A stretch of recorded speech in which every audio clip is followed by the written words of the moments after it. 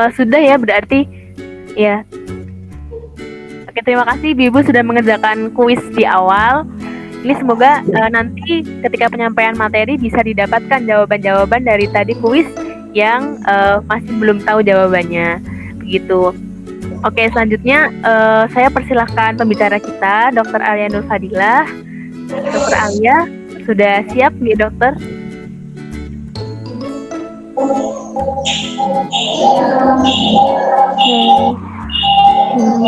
Assalamualaikum warahmatullahi wabarakatuh.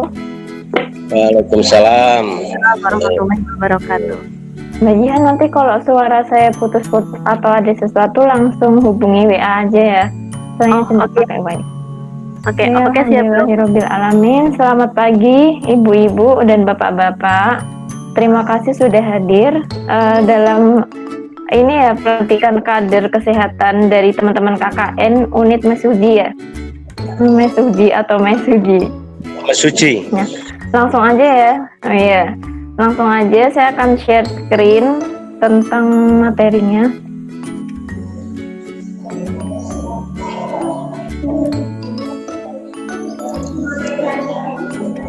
Lihat.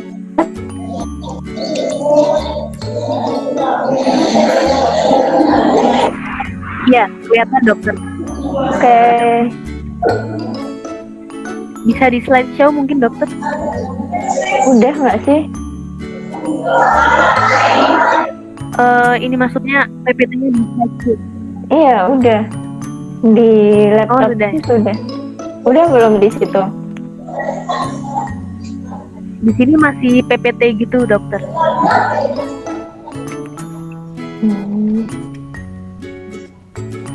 Ya udah nggak apa-apa dokter kalau udah slideshow apa. Udah kelihatan kok. Belum ya, masih belum ya. Punya aku udah tak slideshow sih.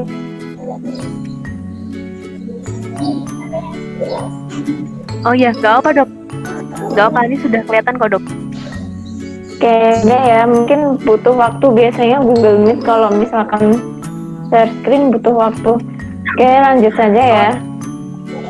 Iya dok, monggo. Oke, hari ini mungkin akan ada banyak materi teori, cuma saya akan berusaha mengkaitkan secara aplikatif ya, terutama yang sering terjadi di kehidupan kita sehari-hari tentang penyakit gigi dan mulut.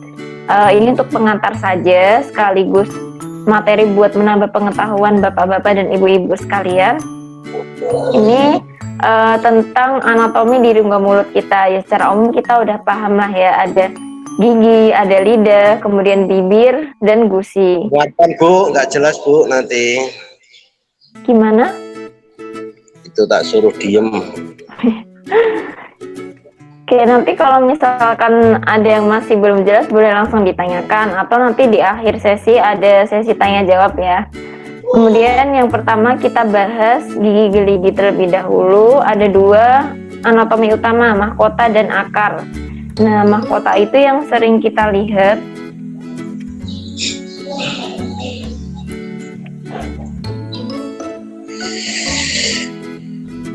Dokter Alia, oh iya.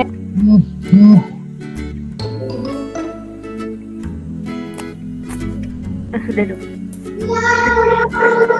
Udah belum? Sudah dok, sekarang sudah. Oke. Sekarang sudah di bagian gigi gerigi.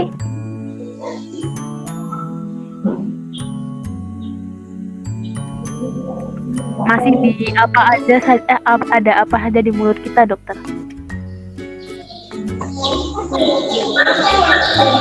Yaudah, coba ini saya stop share dan Jihan aja yang nge-share ya. Mungkin aku ada boleh. masalah koneksi atau sesuatu. Oke, siap. Siap dokter.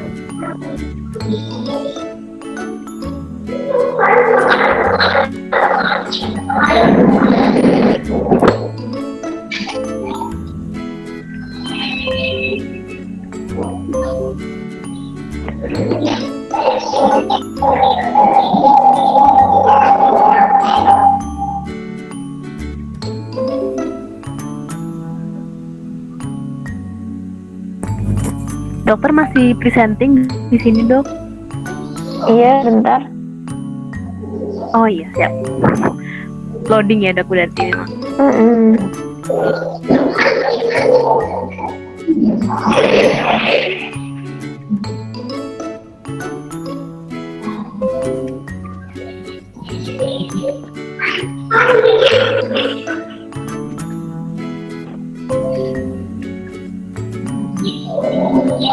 Oke, sudah.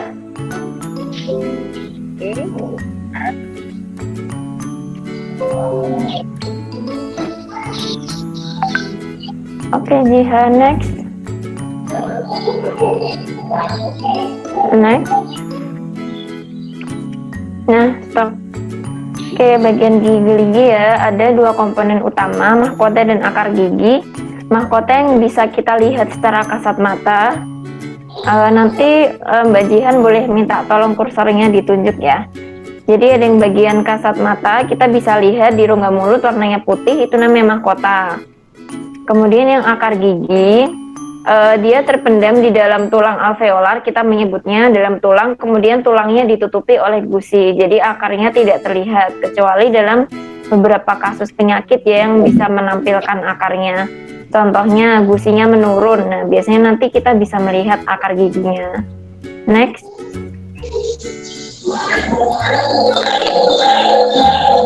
Kemudian gusi, nah tadi sudah dibahas, gusi itu yang menutupi tulang-tulang yang menopang dari akar gigi. Next. Sebagai tambahan, gusi itu warnanya merah muda atau kita menyebutnya coral pink, tapi ada juga beberapa orang yang gusinya terlihat kecoklatan, bisa karena faktor genetik atau faktor misal merokok, kemudian sering minum kopi. Nah, itu bisa menyebabkan perubahan pada warna gusinya, terutama pada orang yang merokok gitu. Next.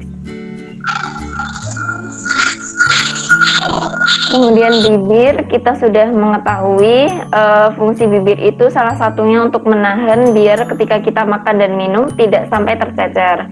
Karena di bibir itu kan juga ada otot ya, jadi ototnya untuk menahan biar yang sudah sedang kita cerna dalam mulut itu nggak akan balik keluar.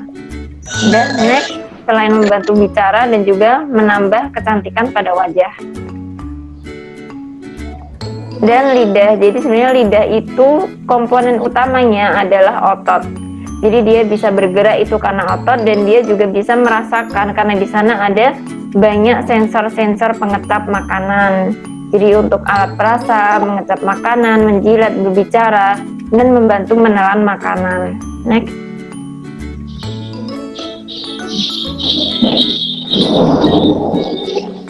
Nah, jaringan lunak lain kita bisa di atas itu ada langit-langit, kemudian pipi bagian dalam. Jadi kalau kita bisa melihat pipi bagian luar, nah bagian dalamnya juga ada dengan lunak pipi atau kita menyebutnya bukal ya, mukosa. Kemudian bawah lidah itu juga, dan biasanya area itu adalah tempat kelenjar-kelenjar air liur. Jadi di sana akan banyak kelenjar yang menghasilkan air liur. Dan air liur sendiri kan juga berfungsi untuk melicinkan rongga mulut. Jadi kita kenapa kita bisa mudah untuk menelan makanan itu dibantu oleh air liur. Kemudian di air liur sendiri juga mengandung sel-sel imun yang akan membantu mencegah terjadinya infeksi. Nah, ini teorinya begini, macam-macam bentuk gigi itu ada 4 ya. Seri, taring, geraham kecil, dan geraham besar. Gigi seri itu di bagian depan. Jadi kalau kita senyum pasti kelihatan di atas ada 4, di bawah juga ada 4. Kemudian gigi taring itu jumlahnya tiap segmen masing-masing 1. Jadi kiri atas 1, kanan atas 1, kiri bawah 1, kanan bawah 1. Dan fungsinya untuk merobek. Gigi taring itu juga termasuk gigi estetik. Jadi pasti rasanya aneh kalau kita nggak punya gigi taring, karena kalau senyum pasti rasanya aneh gitu, karena memang ini adalah gigi estetik. Makanya ketika ada apa-apa sama gigi taring, misalkan berlubang atau udah sakit, nah itu sangat tidak dianjurkan untuk dicabut. Kenapa? Karena memang fungsi gigi taring ini sangat penting gitu untuk menunjukkan estetik wajah. Kemudian geraham kecil dan geraham besar. Nah, geraham kecil itu jumlahnya tiap segmen 2, jadi kiri atas 2, kanan atas 2, kiri bawah 2, kanan bawah 2. Kemudian geraham besar atau kita menyebutnya gigi molar itu sebenarnya tiap segmen ada 3 jumlahnya. Nanti saya jelaskan. Next.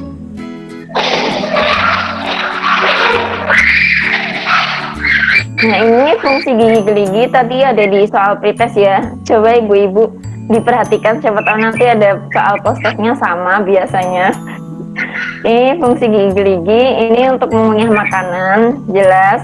Kemudian mengucapkan kata-kata dengan jelas. Karena kalau kita tidak punya beberapa gigi, itu biasanya kalau misalkan mengucapkan beberapa huruf itu terlihat nggak jelas. Contoh, kita mau ngomong huruf S. Nah, kalau misalkan gigi depannya itu nggak ada, atau udah tanggal atau udah ompong, biasanya huruf S-nya itu nggak jelas. Jadi kayak berdesis atau malah kita menyemburkan air liur aja, karena kan nggak ada penahannya ya. Tuh. Terus huruf F, V, nah itu jadi kita membutuhkan gigi depan untuk bisa mengucapkan secara jelas. Makanya beberapa lansia yang sudah ompong giginya biasanya sudah tidak jelas mengucapkan kata-kata, karena memang gigi gerigi itu fungsinya untuk berbicara juga. Ini membentuk wajah secara harmonis dan menunjukkan kecantikan dan penampilan yang lebih baik. Next. Nah, ini anatomi gigi. Bagian paling luar yang bisa kita lihat secara kasat mata itu warnanya putih, namanya email, atau kita sebut nama lainnya enamel. Jadi email sama enamel itu salah satu bagian paling kuat dari tubuh kita. Bahkan dari penelitian, email itu lebih kuat daripada tulang. Jadi kalau misalkan kita membayangkan ya, atau melogika, kenapa kok gigi bisa berlubang? Padahal tulang itu dia hanya bisa fraktur atau patah kalau kita mengalami cedera berat atau setelah jatuh. Tapi ternyata katanya email lebih kuat, tapi ternyata kok dia bisa lebih mudah berlubang. Nah, dari situ pertanyaan ke diri kita sendiri, bagaimana sih kita menjaga gigi kita sampai email yang katanya paling kuat aja kok bisa mudah berlubang. Tuh, nah selanjutnya di bawahnya ada dentin. Dentin ini warnanya lebih kuning, jadi kalau email cenderung putih, kompak gitu. Nah, kalau dentin dia lebih kekuningan dan dia lebih berongga, jadi nggak sekuat email. Di dalam dentin ini, lapisan kedua ya dentin, itu ada banyak rongga-rongga, yang di dalam rongga itu ada cairan. Nah, kalau misalkan ada gigi berlubang, nanti dia lubang itu akan memicu pergerakan cairan. Makanya kalau ada gigi berlubang kan kita sering merasa ngilu, kemudian minum yang dingin atau panas ngilu. Nah, itu disebabkan pergerakan cairan di dalam dentin. Jadi di sini cuma ada sedikit saraf aja, tapi di sini ada banyak sekali cairan yang menyebabkan kita ngilu. Nah, di bawahnya ada yang namanya pulpa. Pulpa ini tempatnya saraf sama pembuluh darah. Makanya ketika sudah terjadi gigi berlubang sampai pulpa, biasanya reaksinya adalah sakit, nyeri sampai kepala. Karena saraf-saraf ini terhubung, jadi kan ini cabang-cabang kecil. Nanti di bawahnya sampai gusi terhubung ke cabang besar. Nanti terhubung lagi sama saraf yang lebih besar sampai akhirnya ke kepala. Nah, itu wajar karena memang saraf-saraf ini berhubungan. Gitu. Jadi ketika ibu-ibu atau bapak-bapak merasakan sakit gigi kok sampai sakit kepala, nah itu berarti sudah mengenai pulpanya. Gitu. Kemudian ada sementum. Sementum itu jaringan yang menyelimuti akar gigi, nggak nampak di sini. Kemudian tulang alveolar, tulang yang tadi saya sebut menyangga gigi, jadi gigi kita itu tertanam di dalam tulang. Dan ini ada pembuluh darah yang warnanya merah dan saraf. Pembuluh darah dan saraf itu ada di dalam pulpa. Tuh. Next. Next aja, tadi udah dijelaskan. Ini gimana Jihan? Harus dikerjain soalnya? Dicoba tanyakan saja dokter. Oke. Next Ya. dulu. Ini, oh ya. Nah, ini. Coba saya review ulang ya ibu-ibu. Yang nomor 1 apa tadi yang permukaan warna putih paling luar?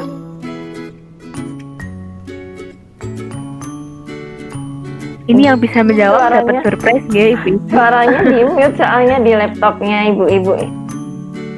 Oh iya.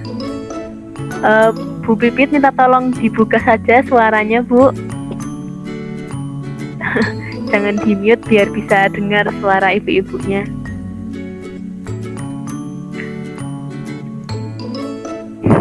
Ya silakan. Ada yang ingin menjawab mungkin dari ibu-ibu?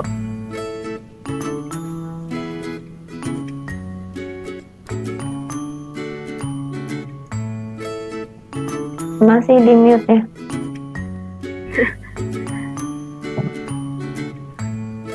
Dibuka saja suaranya Bu Pipit.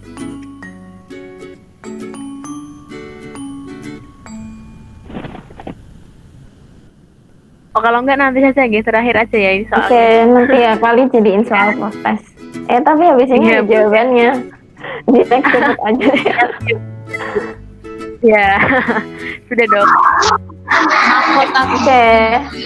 Oh tadi yang jawab. Oh udah, ya balik lagi aja nggak apa-apa. Back. Ya. Oke, nomor 1 apa ibu-ibu? Email. Ya, email atau enamel. Kedua ini dentin ya, maksudnya yang bawahnya email ada dentin. Terus yang nomor 2 apa tadi yang ada saraf sama pembuluh darah? Lupa. Oh, iya. Pulpa, ya. Yang nomor 3 yang menopang gigi. Kertas bukan. Apa ini? Tempat gigi tertanam.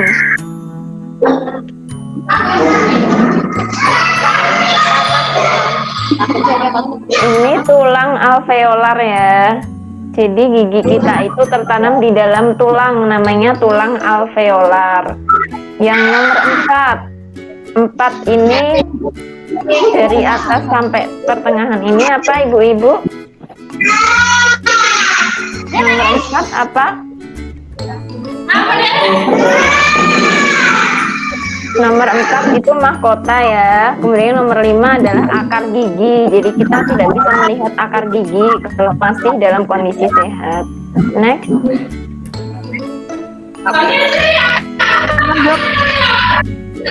Gimana? Jawab. Enggak dengar gimana Jihan? Yang nomor 6 bukan. Oh, gimana sih nomor 6? Kok aku nggak melihat? Paling bawah, paling bawah. Gak kelihatan. Enggak. Oh ya udah. Lihat aja ya. Oh nih, gigi tersebut merupakan gigi apa? Dari anatominya, dari bentuknya, termasuk gigi geraham karena akarnya ada 2 atau 3. Jadi biasanya gigi geraham besar itu akarnya 2 atau 3. Kalau gigi seri sama gigi taring itu cuma 1. Tuh. Next.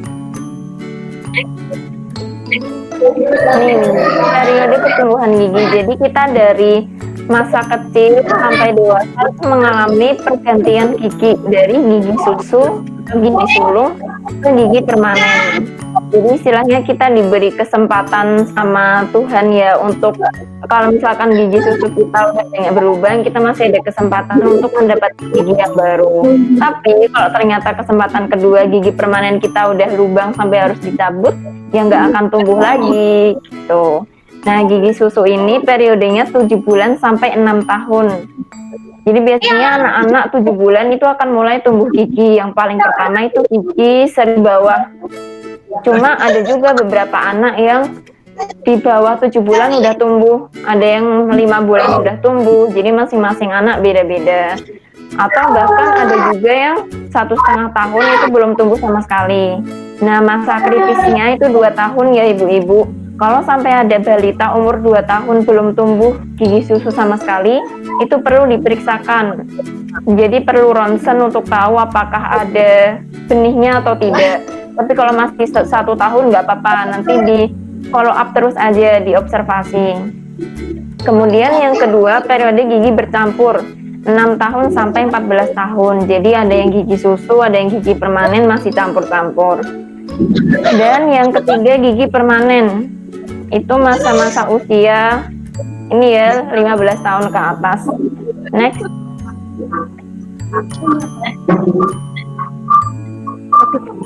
Oke. Nah, ini sangat teoritis ya, tapi penting untuk kita ketahui. Di sini poin pentingnya, gigi susu itu yang pertama kali tumbuh itu gigi seri rahang bawah. Nih, jadi di umur 6 bulan atau bahkan 5 bulan itu udah mulai tumbuh. Kemudian diikuti gigi yang seri atas tuh. Kemudian bagi bayi yang sudah memiliki gigi susu itu juga harus rajin dibersihkan. Bisa, kalau biasanya kita ada tisu khusus untuk membersihkan gigi susu, cuma kalau mau sederhana bisa menggunakan kain bersih, dicelup air hangat, terus pakai jari ibunya nanti dimasukkan aja per giginya tuh. Kemudian pada anak usia ini, periode gigi susu, biasanya mereka sering menggigit gigi, kemudian kadang kalau mau tumbuh gigi kan disertai demam. Nah, itu wajar. Jadi kalau misalkan mereka sering menggigit-gigit karena ada rasa gatal, itu kita bantu aja untuk menstimulasi. Jadi berikan gigitan pakai karet atau wortel. Nah, itu biar menstimulasi gusinya. Next.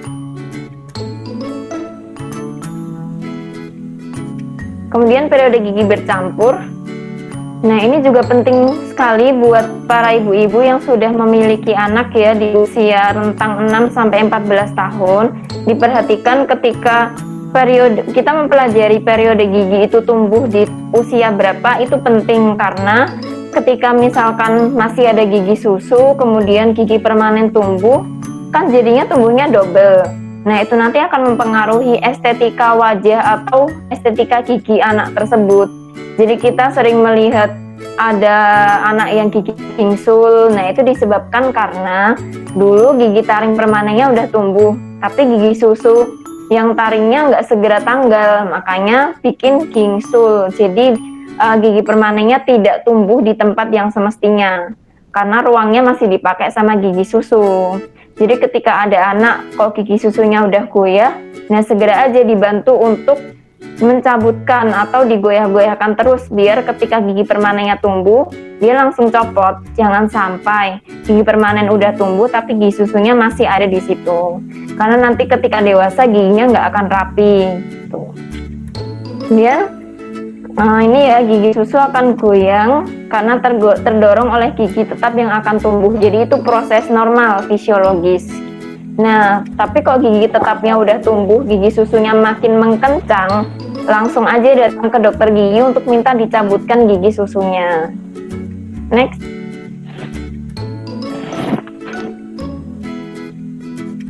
Kemudian periode gigi tetap. Jadi ini ya ada poin penting, gigi tetap itu akan lengkap kira-kira usia 14 sampai 15 tahun. Kecuali tadi saya sempat menyebut gigi geraham besar ketiga. Jadi sebenarnya kita itu dari sananya itu udah akan mendapatkan gigi 32 gigi ya. Atas 16, bawah 16. Berarti per segmennya ada 8 gigi.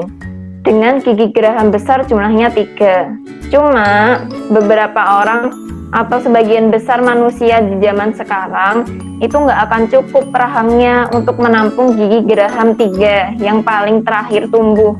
Gigi geraham 3 itu nih ya tumbuhnya umur 17 sampai 21 tahun.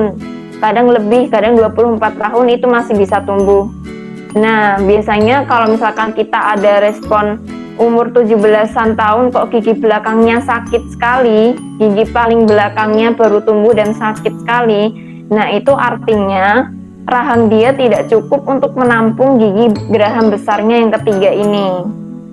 Jadi kalau manusia zaman dahulu dikaruniai lengkap ya gigi geraham besarnya sampai ketiga tapi normal, itu kan karena anatomi rahang kita dengan dulu dan sekarang berbeda. Dari sisi makanan kita sudah sering makan yang lunak-lunak, Jadi kita mengalami revolusi bentuk. Tubuh kita udah lebih kecil daripada manusia zaman dahulu, rahang kita juga lebih kecil daripada manusia zaman dahulu. Makanya rahang kita tidak cukup untuk menampung gigi geraham besar ketiga.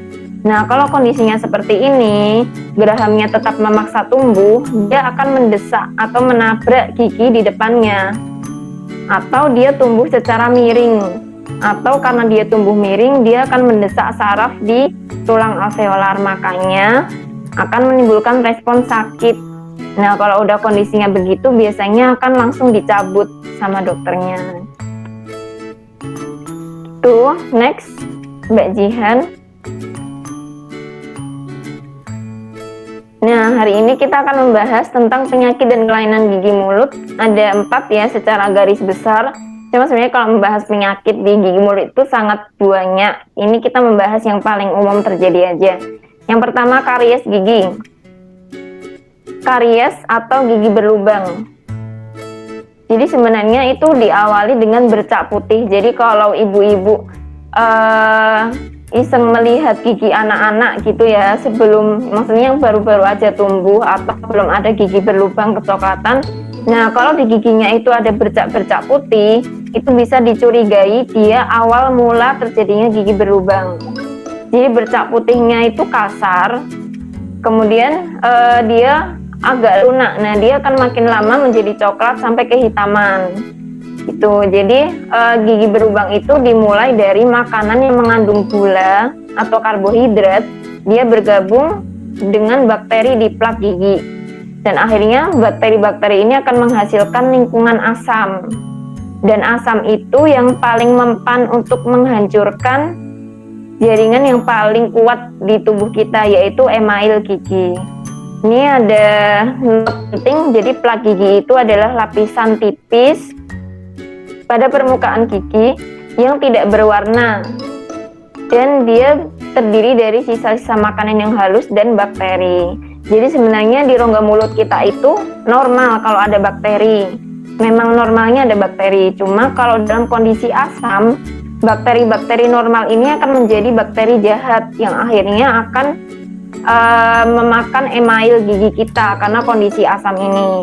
Tuh, jadi makanya ketika kita setelah konsumsi makanan-makanan bergula atau yang manis, itu disarankan untuk langsung berkumur atau menggosok gigi supaya rongga mulut kita itu kembali ke pH normal, jadi tidak terlalu asam. Next.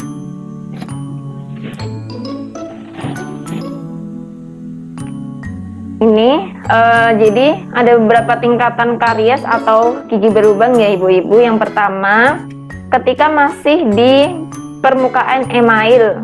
Jadi yang pertama tahapannya itu sampai di email dulu. Biasanya cuma terlihat coklat atau garis-garis coklat gitu.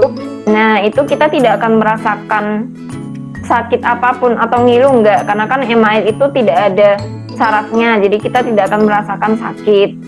Nah, biasanya kalau kita sudah aware atau perhatian ada garis kecoklatan di email, kita harus langsung periksa untuk ditambal sebelum semakin dalam lubangnya. Kemudian kalau dari email, nanti dia akan langsung masuk ke dentin. Jadi dari email nggak segera ditambal, gigi berlubangnya akan langsung masuk ke dentin. Nah, tadi kita udah bahas, di dalam dentin itu ada banyak sekali rongga berisi cairan. Ketika di situ ada interaksi bakteri, akan menyebabkan pergerakan cairan. Makanya kalau gigi berlubang sampai dentin, biasanya kita udah merasakan ngilu. Ngilu saat makan manis, ngilu saat minum panas atau minum dingin. Nah, tandai gejalanya, berarti itu udah berlubang sampai ke dentin. Terus yang ketiga, berlubang sampai dentin kok kita nggak segera menambal atau merawat, nanti dia akan langsung mengenai saraf yang ada di pulpa. Nah, kita kan tahu ketika saraf sudah terkena, kita akan merasakan nyeri yang sangat hebat sampai kepala, nggak bisa tidur, jadi tidurnya terganggu karena saking sakitnya. Kemudian bahkan kalau dibiarkan terus-menerus bisa sampai bengkak, bernanah. Nah, itu salah satu ciri bakteri itu sudah mencapai ke pulpa. Karena kan di sini isinya udah saraf yang menimbulkan kita memiliki respon nyeri. Kemudian pembuluh darah yang menyebabkan kita akan mengalami abses atau nanah atau bengkak. Next.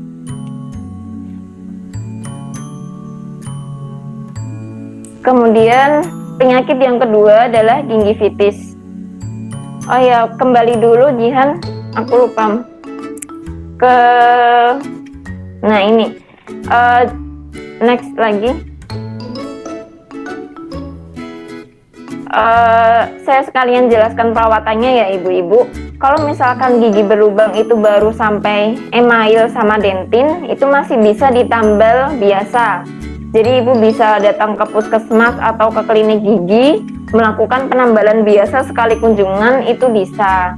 Tapi kalau berlubangnya itu sudah sampai pulpa, ya dengan ditandai ibu pernah sakit sampai kepala, mengganggu tidur, bengkak dan sebagainya, itu udah tidak bisa ditambal biasa. Namanya perawatan saluran akar atau PSA.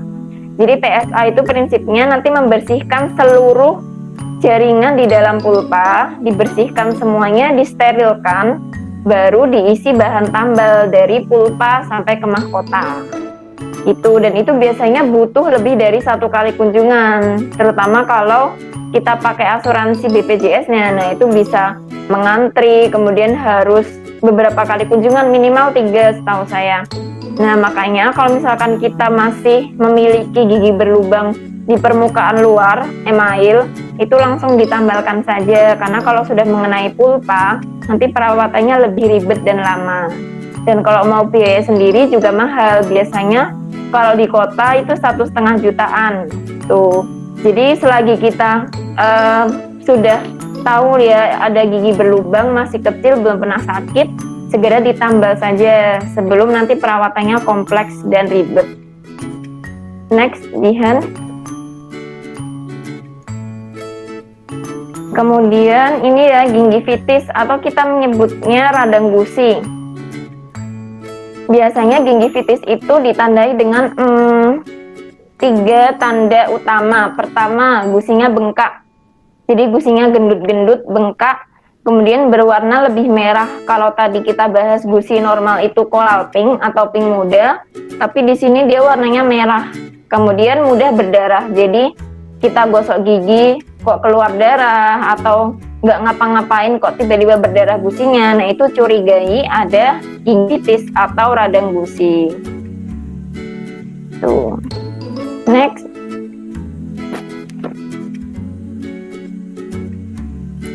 Kemudian karang gigi. Nah sebenarnya karang gigi itu dia kan relatif sering muncul ya Bu, karena itu kan berasal dari air liur kita. Jadi di dalam air liur kita itu ada banyak sekali mineral.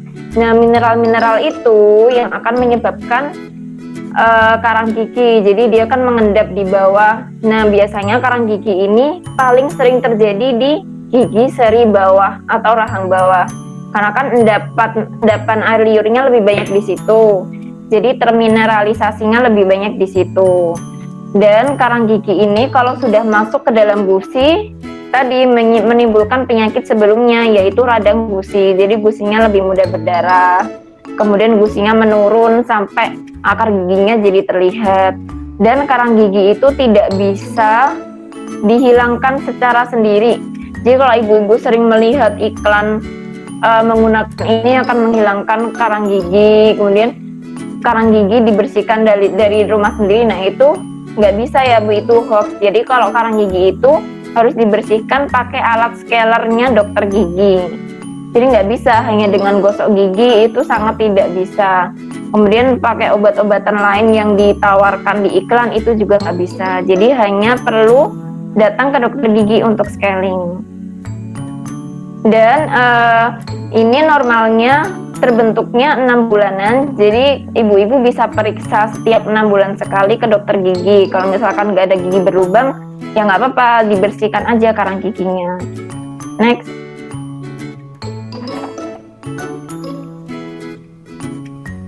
Kemudian sariawan. Nah sebenarnya sariawan itu banyak sekali penyebabnya. Ada beberapa orang yang dia rutin setiap bulan sariawan. Ada beberapa orang juga yang nggak pernah sariawan, termasuk saya. Saya tuh termasuk orang yang jarang sekali sariawan, paling seumur hidup baru sekali 2 kali. Tapi juga ada teman yang setiap bulan itu dia mengalami sariawan karena memang faktornya banyak ya. Yang pertama karena masalah cedera atau trauma. Jadi kalau misalkan kita ada beberapa gigi yang tidak sesuai posisinya, misal gigi geraham terlalu miring ke pipi, nah itu kan jadinya pipinya sering tergigit waktu kita mengunyah. Itu sangat mudah sekali terjadi sariawan. Atau nggak sengaja sikat giginya menyodok terlalu keras, nah itu juga bisa menimbulkan sariawan. Kemudian infeksi jamur, virus atau bakteri, penyakit autoimun juga bisa. Contohnya kalau kita memiliki sakit lupus, kemudian kondisi tertentu seperti hormon, kekurangan nutrisi, stres, merokok, dan genetik. Jadi kalau yang tadi saya bilang ada beberapa orang yang setiap bulannya dia sariawan itu karena faktor hormon. Jadi misal perempuan setiap mau haid atau menstruasi pasti dia sariawan. Karena kan kalau mau haid itu kan ada perubahan hormonal ya. Nah itu nggak apa-apa, dia setiap bulan memang ada masalah hormonal, dia sariawan. Karena memang tidak bisa dicegah ya urusan hormonal, kita hanya bisa melakukan pengobatan biar nggak sakit. Tuh. Next.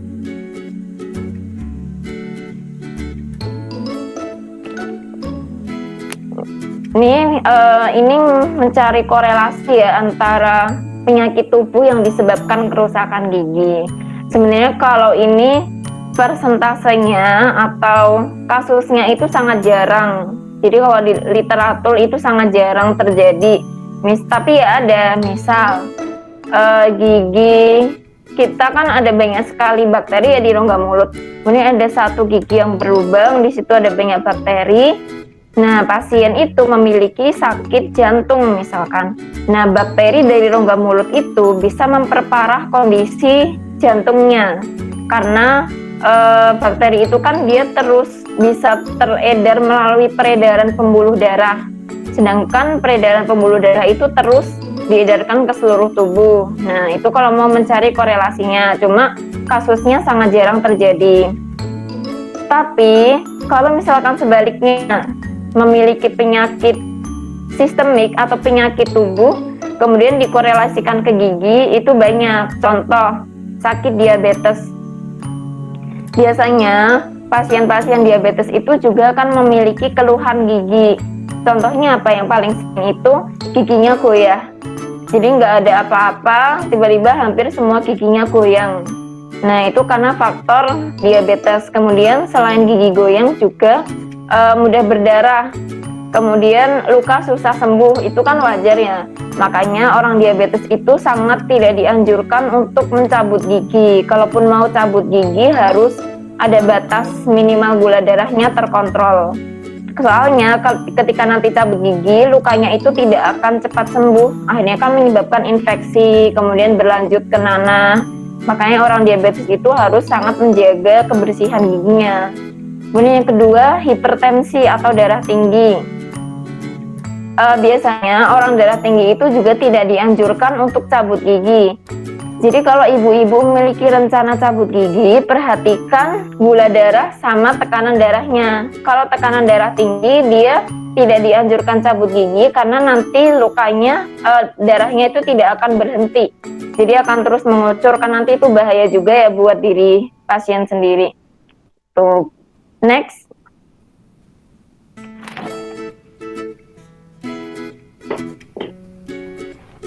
Ini ada jembatan keledai dari teman-teman KKN ya.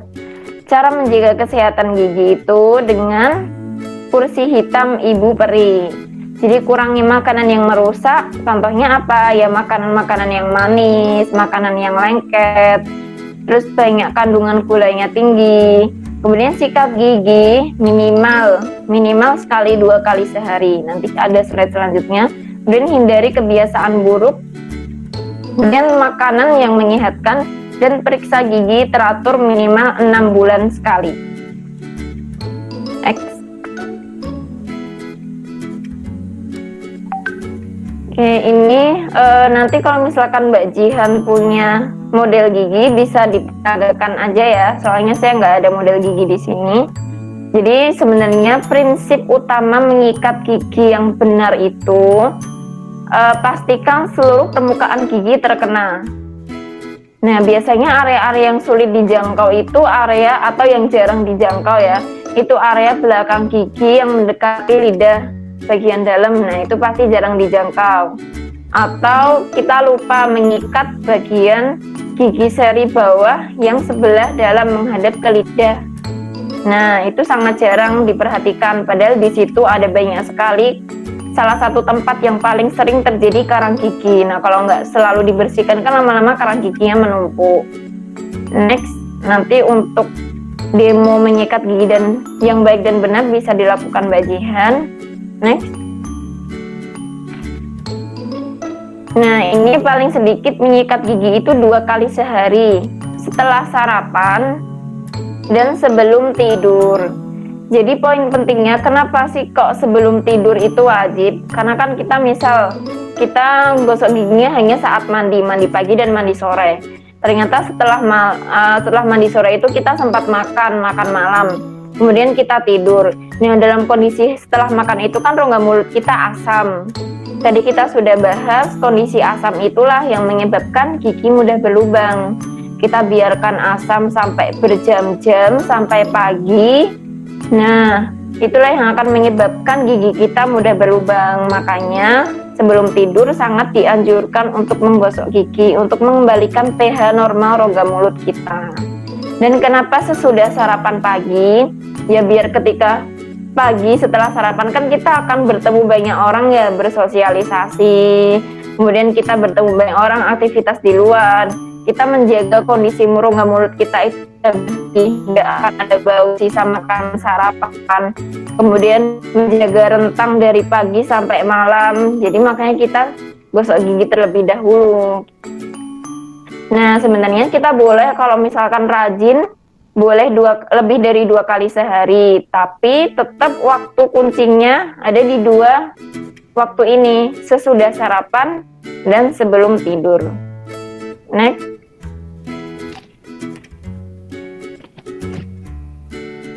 Untuk pemilihan sikat gigi yang paling penting setiap orang punya satu sikat gigi sendiri, jadi nggak boleh satu sikat untuk ganti-gantian sama anggota keluarga. Kemudian pilih ukuran sesuai rongga mulut kita, jadi kalau anak-anak ya gunakan sikat yang lebih kecil dan pakailah bulu sikat yang halus. Jadi biasanya kalau kita beli sikat gigi itu ada tulisannya soft atau medium. Nah, itu termasuk bentuk atau kehalusan bulu sikat. Jadi kalau soft itu pasti yang paling halus daripada yang medium. Jadi kalau bisa kita pilih yang soft, jadi tidak melukai mulut kita. Kemudian sikat gigi itu harus diganti jika sudah rusak atau sudah udah berserabutnya itu udah memancar semua. Nah, itu harus segera diganti. Paling tidak 3 bulan sekali itu diganti sikat giginya. Jadi jangan sampai setahun sikat giginya nggak diganti-ganti sampai udah bulunya kemana-mana gitu. Next.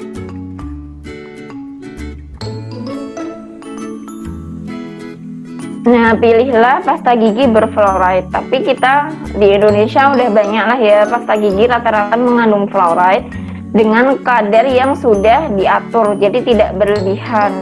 Karena kalau berlebihan itu juga berbahaya untuk tubuh, bisa menyebabkan keracunan dan bisa menyebabkan giginya sangat putih seperti kertas. Itu namanya fluorosis dan itu bukan kondisi yang normal. Next.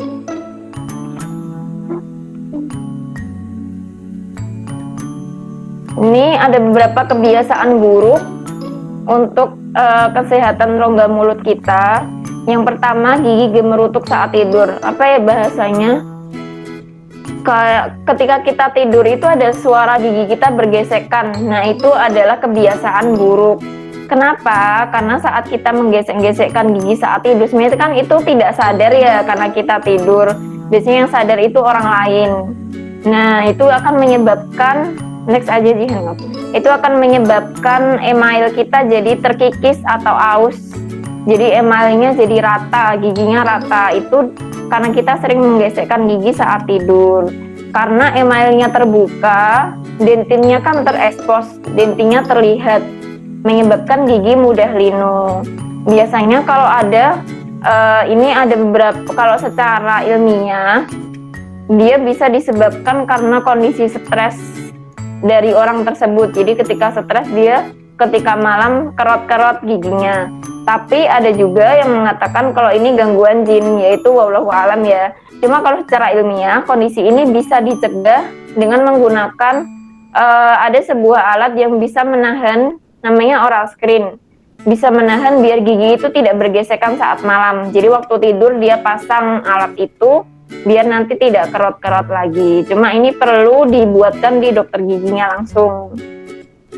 Terus kebiasaan buruk lainnya menghisap jari. Ini sering sekali dilakukan anak-anak ya. Jadi kalau kita sering menghisap jari itu secara tidak langsung, karena anak-anak terutama ya masih dalam masa pertumbuhan dan perkembangan tulang serta giginya, dia akan mendorong gigi seri atasnya itu ke depan. Jadi makanya akan menyebabkan efek jangka panjang itu giginya maju atau tonggos dan gigitan terbuka. Jadi kalau rahang atas dan bawah itu harusnya tertutup rapat. Nah kalau dia sering menghisap jari jadinya ada celah antara atas sama bawah. Jadi intinya kalau misalkan ada anak memiliki kebiasaan ini, segera untuk dilatih biar tidak berulang kali melakukan. Bisa dengan cara di bagian jari anak itu diberi sesuatu yang pahit atau suatu alat yang biar dia itu tidak ada kebiasaan menghisap jari lagi. Tuh. Atau hal itu perlu dikomunikasikan atau dikonsulkan ke dokter gigi. Kemudian menghisap botol susu sampai tertidur. Sering ya kita membiarkan anak-anak tidur sambil ngempong atau sambil minum atau setelah minum susu kemudian dia langsung tertidur. Nah, kita sebagai orang tua bisa mencegah kerusakan dengan cara ketika anak itu sudah tertidur, rongga mulutnya dibersihkan. Jadi tadi pakai kain dibasahi air hangat, kemudian kita lap ke seluruh gigi, terutama bagian genangan-genangan susu itu dibersihkan. Karena nanti kalau misalkan kebiasaan ini terus-menerus seperti itu, di usia 6-7 tahunan itu dia akan memiliki kondisi gigi yang kayak gigi semua, jadi gigi depannya hitam semua. Itu namanya karies disebabkan oleh botol susu. Tuh, jadi kita sebagai orang tua bisa mengantisipasi. Kalau memang anaknya susah diajak komunikasi ketika bangun, ya udah saat tidur kita yang membersihkan rongga mulutnya. Kemudian kebiasaan menggigit bibir bawah itu juga bisa menyebabkan gigi maju ke depan atau tonggos dan bisa merusak saluran ludah, bibirnya jadi bengkak karena di situ kan terlokalisir banyak kelenjar air ludah ya di bibir bawah. Kemudian bernafas melalui mulut itu juga tidak baik. Biasanya salah satu tandanya kalau kita bernafas melalui mulut itu kalau kita tidur jadi sering ngorok. Nah itu termasuk kebiasaan buruk ya, karena ketika kita tidur dalam kondisi mulut terbuka itu akan menyebabkan rongga mulutnya kering. Kondisi kering inilah yang menyebabkan kita menjadi mudah terinfeksi. Dan tadi kita udah bahas yang namanya air liur itu memiliki banyak sekali sel imun. Ketika air liurnya sedikit, mulutnya kering, sedangkan di mulut itu ada banyak bakteri, jadi lebih mudah terinfeksi. Next.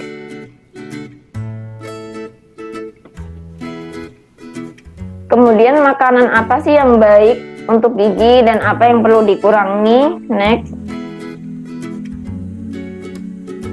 Ini ya yang jelas kita perlu makanan-makanan berserat tinggi, buah-buahan, sayur-sayuran, itu kan mengandung banyak sekali cairan.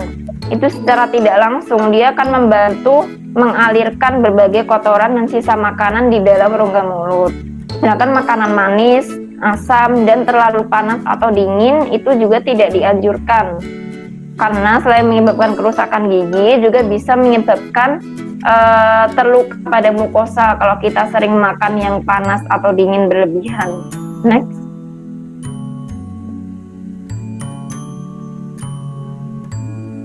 Kemudian memeriksakan gigi ke dokter gigi itu minimal 6 bulan sekali.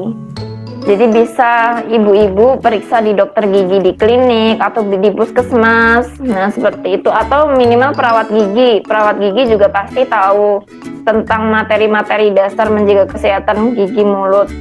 Atau bisa ke nih kader-kader kesehatan ya, ibu-ibu semua. Nah, nanti kalau ibu-ibu sudah paham bisa mengedukasi warga yang lainnya. Next. Ini ada beberapa kelompok yang rawan terhadap penyakit gigi mulut. Ada 3 ya, ibu hamil, balita, dan lansia.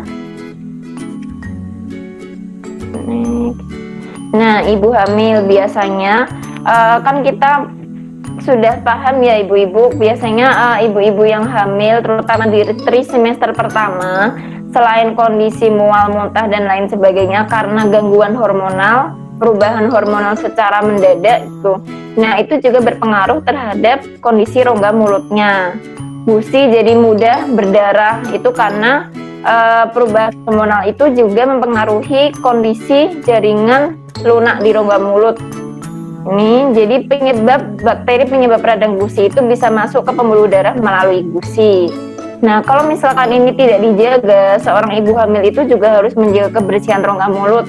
Karena bakteri-bakteri yang masuk ke pembuluh darah itu dia akan mempengaruhi prostaglandin, yang dimana prostaglandin ini bisa menyebabkan kontraksi rahim secara dini.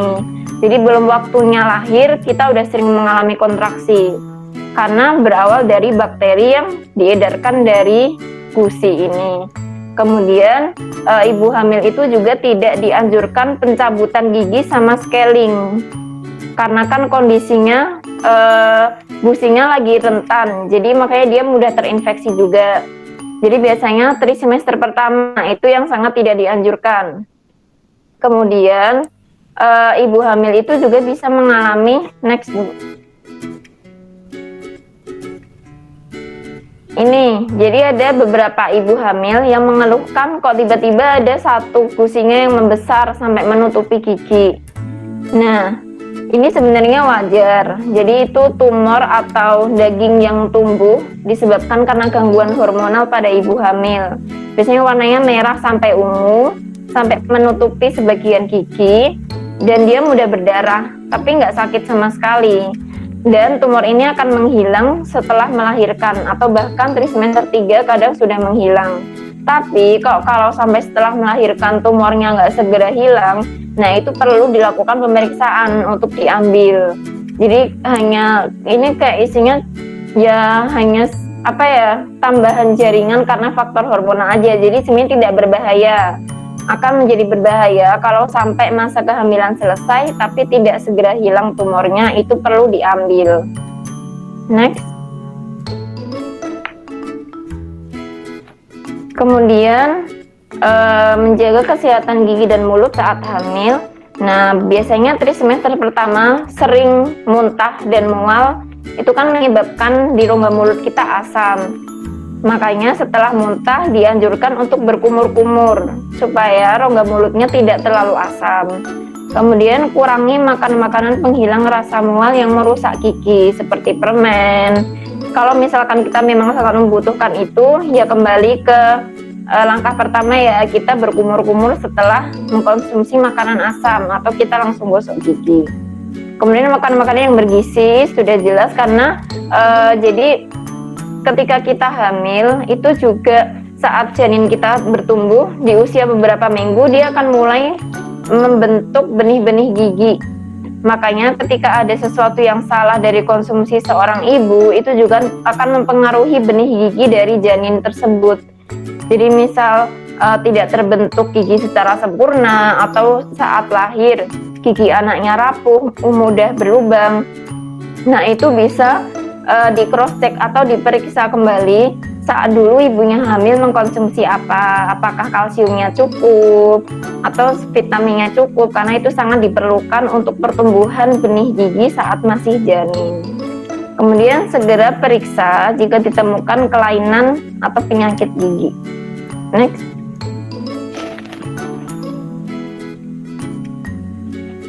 Ini yang tadi saya bahas, ada yang namanya karies botol susu. Jadi kariesnya atau gigi berlubangnya itu hampir menyeluruh ke gigi depan pada balita. Jadi ini disebabkan karena kebiasaan minum susu sambil tidur sepanjang malam, atau dia tidur masih meninggalkan genangan air susu di rongga mulutnya. Nah, ini ya, karies botol susu disebabkan oleh minum ASI sambil tidur sepanjang malam. Minum susu yang manis terutama sebelum tidur tanpa dibersihkan. Jadi sarannya dibersihkan dulu pakai kain yang dibasahi air hangat tadi. Ini kebiasaan anak sendiri dan kurangnya perhatian orang tua. Next.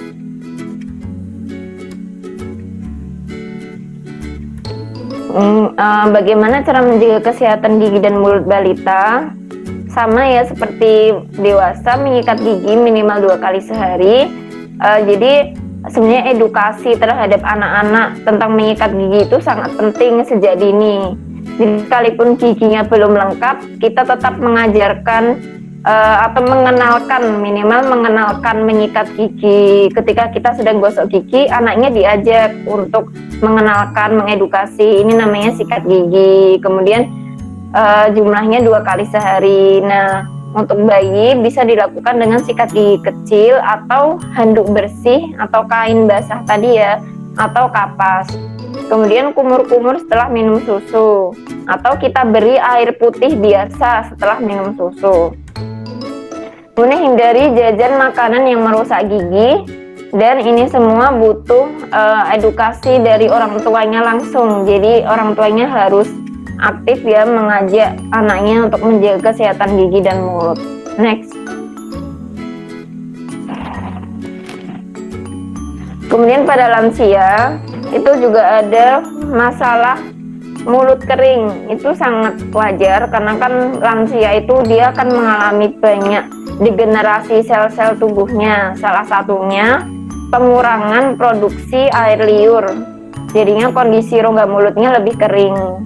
Padahal kan air liur itu berfungsi sebagai pelumas dan pembersih. Nah, akibat dari ini lansia itu lebih mudah berlubang dan lebih mudah terjadi karang gigi.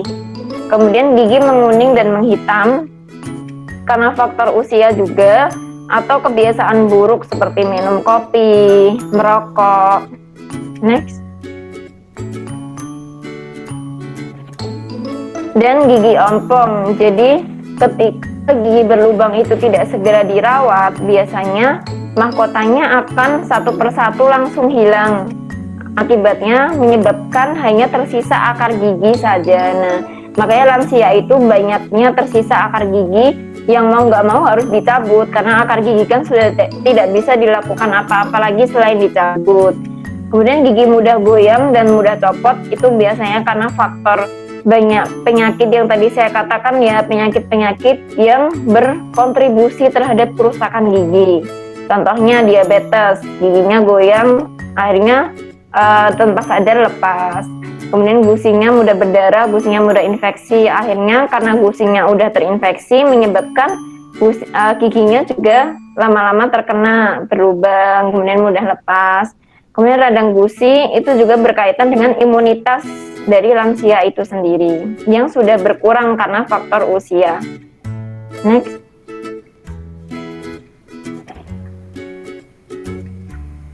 Ini nanti bisa dijelaskan sama Mbak Jihan ya. Ini secara singkat kita bisa melakukan rujukan apabila seorang kader itu memang tidak bisa melakukan tindakan, karena memang tindakan yang berkaitan dengan kesehatan gigi itu hanya boleh dokter gigi ya yang melakukan, bisa dengan surat rujukan. Pencatatan pelaporan itu juga perlu dilakukan oleh kader. Kemudian next.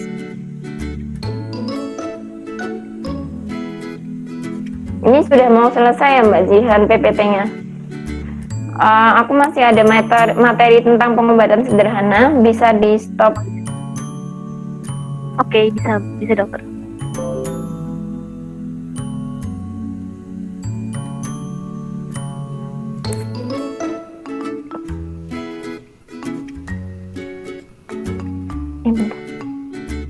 Jadi masih ada satu materi, 2 slide saja ibu-ibu tentang pengobatan sederhana sakit gigi dan mulut yang bisa kita kerjakan sendiri di rumah. Jadi dalam kondisi tertentu belum bisa ke dokter gigi, bapak-bapak dan ibu-ibu bisa melakukan sendiri.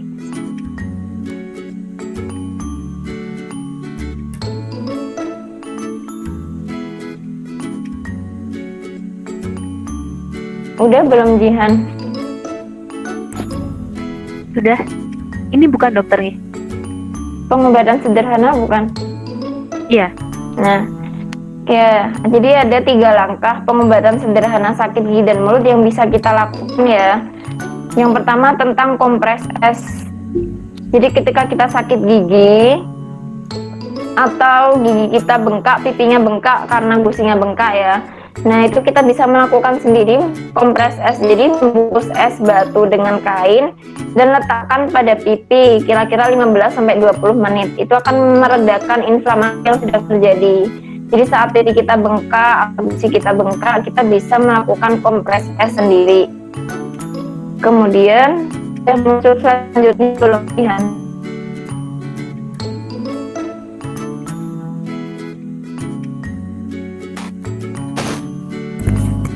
Bagaimana dokter? Setelah selanjutnya sudah muncul. Masih yang pertama tadi. Yang mana ya dokter? Bentar.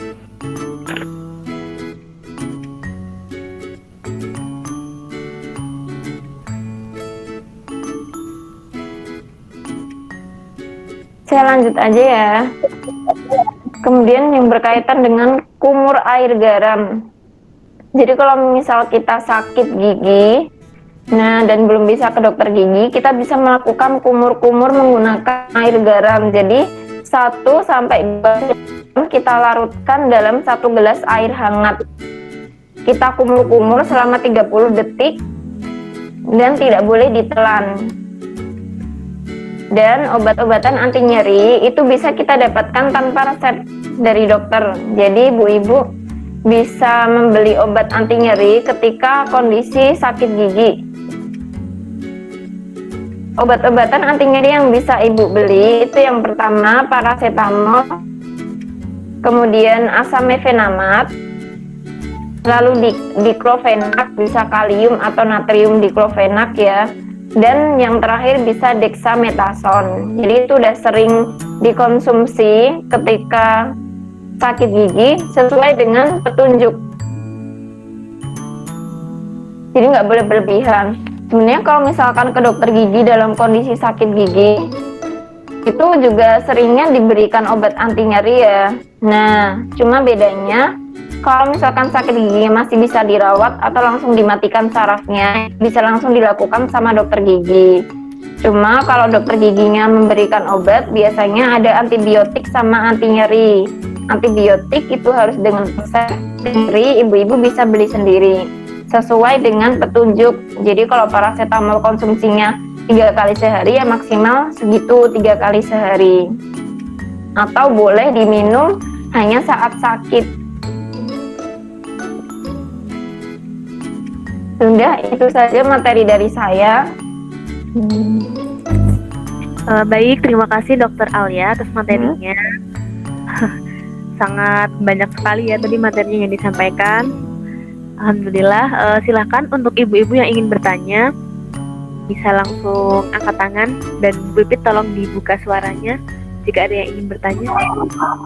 Ayo, siapa yang mau bertanya? Monggo Ibu. Ada dokternya ini di sini. Nah, ya. Apakah air hujan yang kita Nah, konsumsi ini. Ini, Mbak Jihan ada yang mau tanya? Iya, monggo Ibu.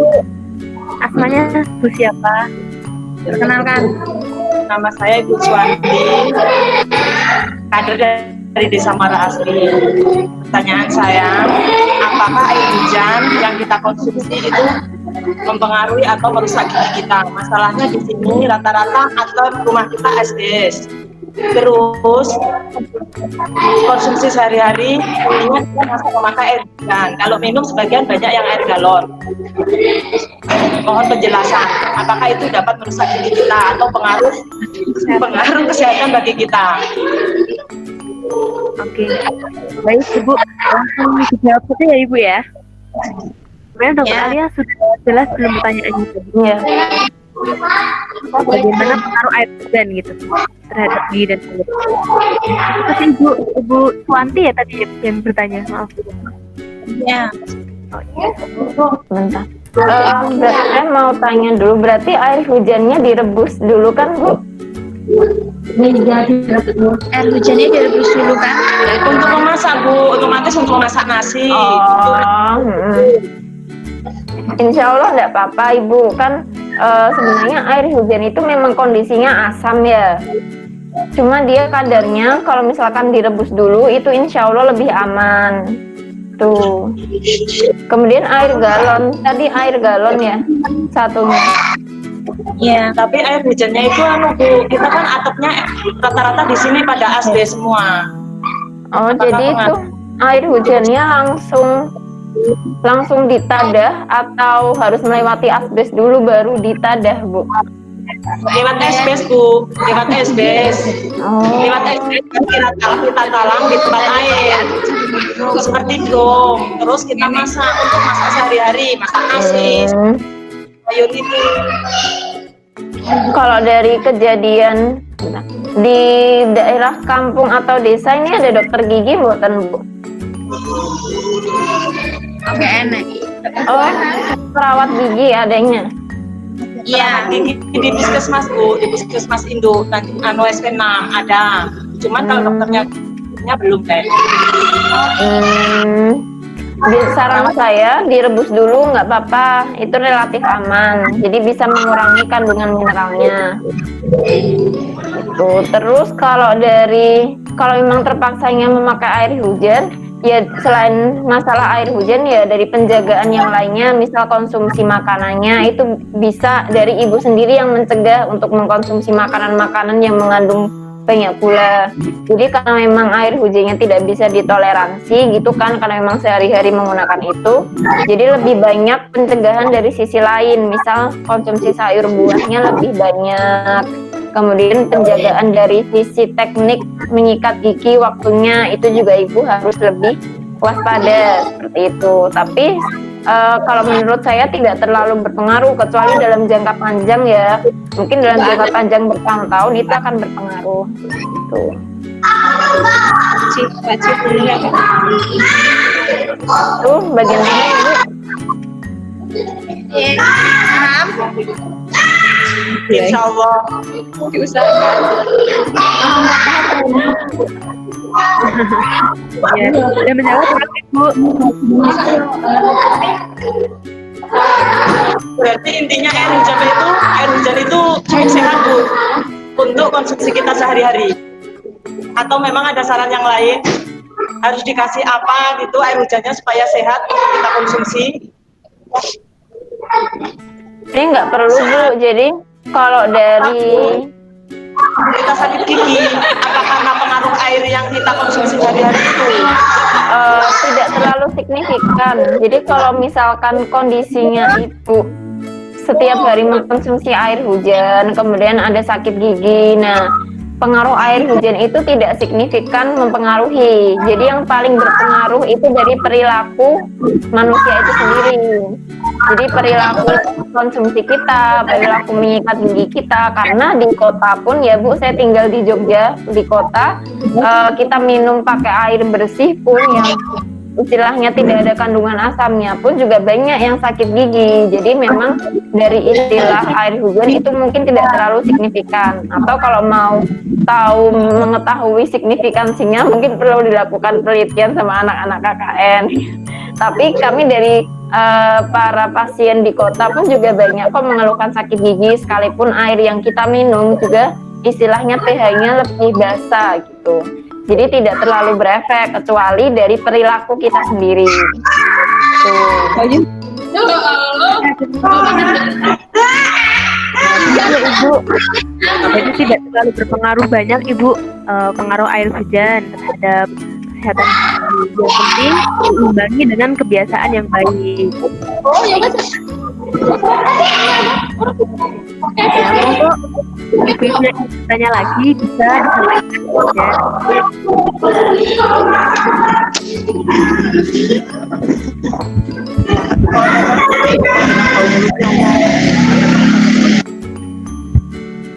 Bagaimana ibu-ibu? Ibu-ibunya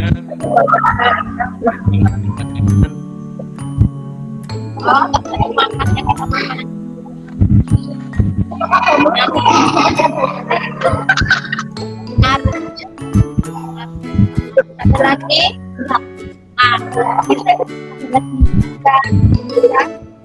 Terjemah aja sudah. Sudah, tidak ada yang mau bertanya lagi. Oh, sudah tidak ada yang mau tanya lagi ibu. Sudah cukup. Oh ya, alhamdulillah. Pak Kades ingin bertanya Pak, bagaimana Pak?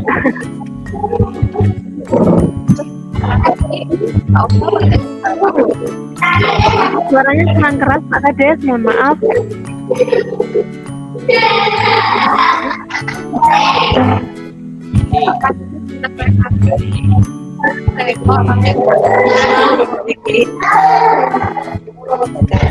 rata-rata pada saat ini Bu Kades nyuwun sewu, tempatkan dulu mikir gitu.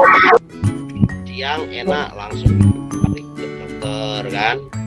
Nah kebetulan jarak tempuh ke dokter gigi itu kita sangat jauh, paling bisa lari ke bidan. Nah ketika kita pas kambuh sakit gigi itu waktunya malam, karena di sini masih pedesaan, jalannya juga susah, ya kan?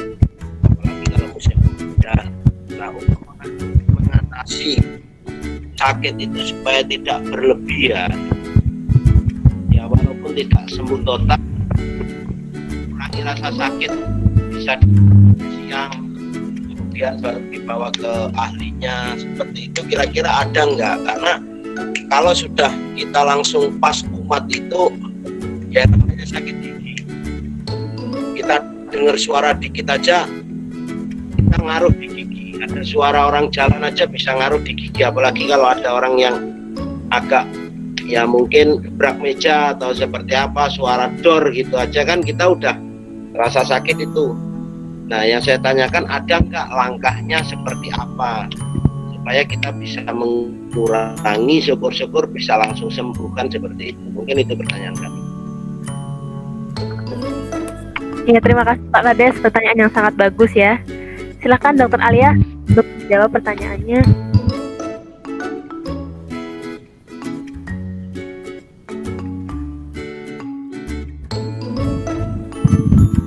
Dokter Alia masih di mute. Maaf lupa. Ya, Jadi coba. tadi sudah ada di slide terakhir ya Bapak. Jadi kalau kondisinya gusi bengkak, kemudian pipi bengkak, dari kita sendiri bisa melakukan kompres es. Jadi air es batu itu dibungkus dengan kain. Nah, kita kompreskan di pipi atau di gusinya selama 15-an menit. Nah, itu nanti akan meredakan. Itu kalau kondisinya bengkak. Kemudian yang kedua, jika kondisinya sakit gigi sampai tidak tertahankan ya, kondisinya sudah malam, mungkin jarang juga dokter gigi yang buka, sudah malam. Nah, itu sangat penting bagi kita, setiap pribadi itu memiliki stok obat anti nyeri. Nah, jadi obat anti nyeri ini bisa dibeli tanpa resep dari dokter, yang bisa kita konsumsi dalam kondisi sakit gigi. Tadi sudah ada beberapa obat, contohnya paracetamol, itu yang paling aman untuk ibu hamil juga. Kemudian kalau mau grade yang lebih tinggi, itu ada asam mefenamat. Jadi asam mefenamat itu bisa dikonsumsi biasanya onset atau durasi setengah sampai 1 jam, itu akan langsung berefek Bapak. Jadi Bapak minum obatnya setengah jam lagi, itu akan langsung berefek, nggak sakit. Bahkan dalam kasus beberapa orang dalam sekian menit itu udah langsung sembuh, nggak sakit. Cuma dia harus terus-menerus dikonsumsi sampai durasi 8 jam, karena kalau giginya nggak segera dirawat akan terus-menerus sakit. Jadi obat anti nyerinya hanya untuk meredakan nyerinya, tapi tidak menyembuhkan penyakitnya dari gigi itu sendiri. Selain asam mefenamat, Bapak juga bisa beli diclofenac. Itu bisa dibeli secara tanpa resep, kalium atau natrium diklofenak. Gitu. Nah, selain buat sakit gigi dalam kondisi nyeri apapun, obat-obatan ini juga bisa dikonsumsi. Misal Bapak nyeri sakit kepala, kan bisa minum asamefenamat. Atau nyeri tidak sengaja terkena pisau kemudian sakit, nah itu juga bisa diredakan dengan obat anti nyeri. Seperti itu. Jadi tidak spesifik untuk gigi saja. Tuh. Nah, setelah konsumsi obat itu sangat disarankan untuk segera periksa ke dokter gigi karena kan obatnya hanya untuk sementara saja. Oke dok, terus tambahan lagi dok, itu kan biasanya kalau sudah sakit, udah berlubang, kebiasaan orang-orang kita ini kan dicabut dok. Nah, apakah ada solusi lain selain dicabut gigi itu? Kalau sudah berlubang, sering sakit gigi kan, kebanyakan orang ini takut kalau kambuh lagi, akhirnya dia memutuskan untuk dicabut gigi itu. Nah, kira-kira ada solusi lain enggak selain dicabut?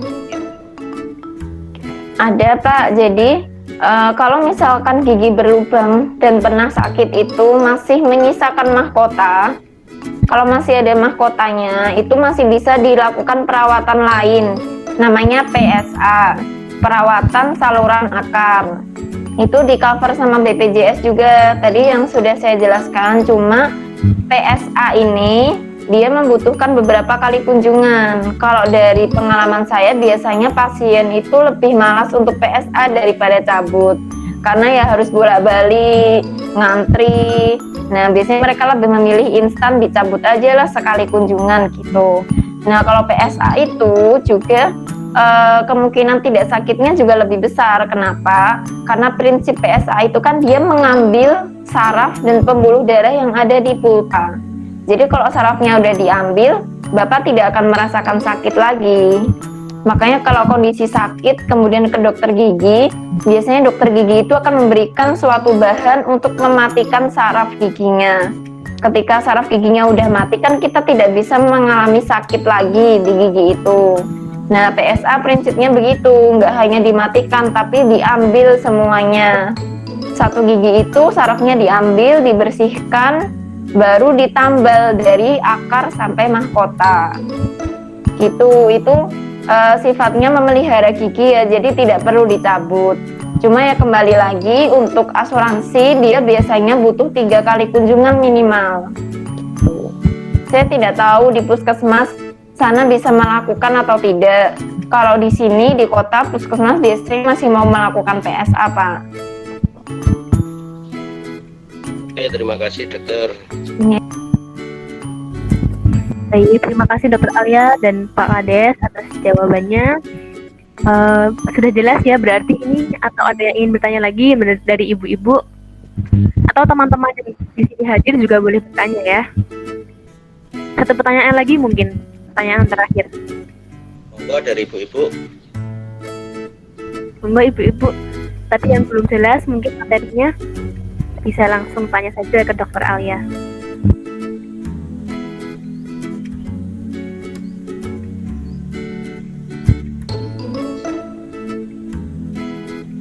Oh, ada yang mau tanya. Ada nih, Mbak Jihan ada yang mau tanya. Oh, siap Bu Titit. Ya, monggo Ibu. Monggo bertanya saja. Bu, nama saya Dewi, kader dari Muara Asri. Saya mau bertanya, apakah gigi berlubang itu berpengaruh dengan bau mulut dan bagaimana cara untuk mengatasi bau mulut? Terima kasih. Terima kasih Bu Dewi pertanyaannya. Jadi apakah gigi berlubang itu dapat mempengaruhi bau mulut dan bagaimana cara mengatasi bau mulut? Silahkan Dokter Alia. Ya, ada korelasi Bu Dewi dari gigi berlubang terhadap bau mulut. Tapi bau mulut itu penyebabnya banyak, nggak hanya sekedar gigi berlubang. Jadi yang pertama, jika gigi berlubangnya itu sudah sangat parah, sampai pernah gusinya bengkak dan bernanah, nah biasanya dari nanah ini yang akan menyebabkan bau mulut. Tapi kalau gigi berlubangnya masih di permukaan, masih di email atau dentin, maksudnya belum terlalu parah dan belum sakit, biasanya tidak berkorelasi dengan bau mulut. Itu yang pertama. Kedua, bau mulut itu juga dipengaruhi oleh karang gigi. Jadi kalau karang giginya sudah banyak menumpuk, nah itu sangat berpengaruh dengan bau mulut. Yang ketiga, bau mulut itu juga dipengaruhi faktor sistemik. Misal ada seseorang punya sakit MAH kronis. Nah, biasanya kalau kondisi MAH kronis kan asam lambungnya akan sering naik. Jadi rongga mulutnya asam. Nah, asam dari asam lambung ini dia akan mempengaruhi bau mulut juga. Nah, jadi untuk mengetahui bau mulutnya dari mana, itu harus dilakukan pemeriksaan yang secara lengkap lah istilahnya, dari sistemiknya atau dari rongga mulutnya sendiri. Terus pertanyaan kedua tadi apa, Jihan? Lupa. Bagaimana mengatasi bau mulut, dokter? Oh, cara mengatasi bau mulut. Nah, yang pertama, mengetahui penyebabnya dulu, Ibu. Kalau ternyata penyebabnya dari gigi berlubang yang sudah bernanah tadi, ya berarti diselesaikan dari gigi berlubangnya itu. Nanahnya dimedikasi dulu, diberi obat. Kemudian gigi berlubangnya entah dicabut atau dirawat. Nah, monggo. Kalau penyebabnya karena karang gigi, ya harus dibersihkan karang giginya. Kalau penyebabnya karena sakit MAH atau penyakit sistemik yang lainnya, nah ini perlu dikonsultasikan ke dokter penyakit dalam atau dokter umumnya. Kemudian yang kedua, sebenarnya bau mulut itu bisa dinetralisir dengan cara kondisi rongga mulut kita harus basah. Jadi ibu bisa sering-sering mengunyah permen yang baunya mint, nah atau rasa mint itu bisa. Kemudian pasta gigi itu kan juga sifatnya basah, nah itu juga bisa mengurangi. Kemudian yang ketiga, ibu sering-sering kumur, jadi bau mulut itu akan lebih terasa kalau kondisi mulut kita kering. Jadi kalau lebih basah itu akan lebih mengurangi lah istilahnya. Tapi secara umum, yang pertama, poin pertama mengurangi bau mulut itu ya tadi langkah pertama, menentukan apa penyebabnya, kemudian penyebabnya diselesaikan atau dihilangkan. Tuh. Nah kan step selainnya hanya untuk istilahnya kalau kita belum bisa menambal atau belum bisa mencabut, nah berarti tinggal ya udah konsumsi mint atau makan permen mint gitu untuk menetralisir saja, tapi tidak menghilangkan penyebabnya. Udah Bu Dewi, ada yang mau ditanyakan lagi? Bagaimana Bu Dewi, sudah menjawab atau belum?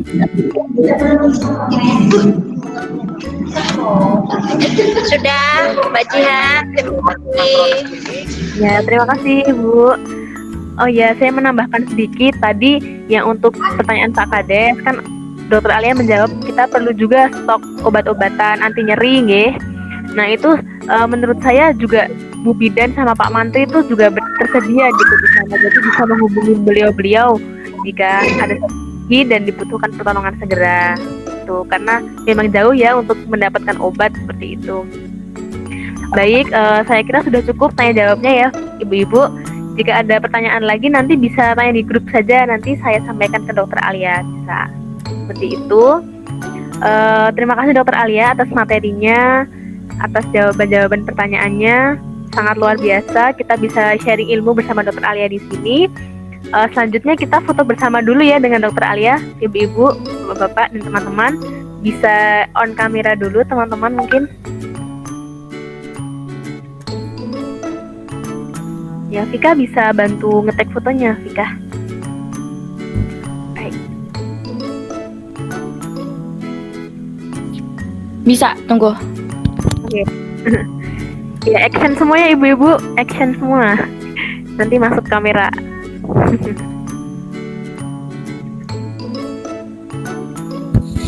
Bu Pipit ikut Bu Pipit.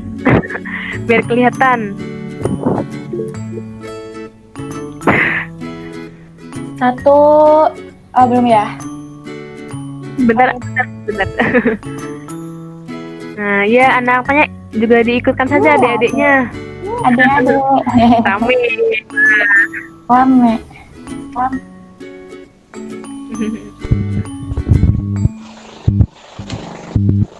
Oke, satu, dua.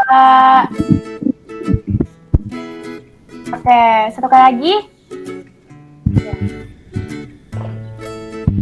Oke, satu, dua. Ya, udah. Gimana lagi nggak? Sudah Vika. Oh, udah. Sudah 2 kali. Oke. Makasih Vika. Ya, Oke. Baik, terima kasih Dokter Alia. Tadi ada acara jam 10. Mohon maaf dokter Ya. agak molor.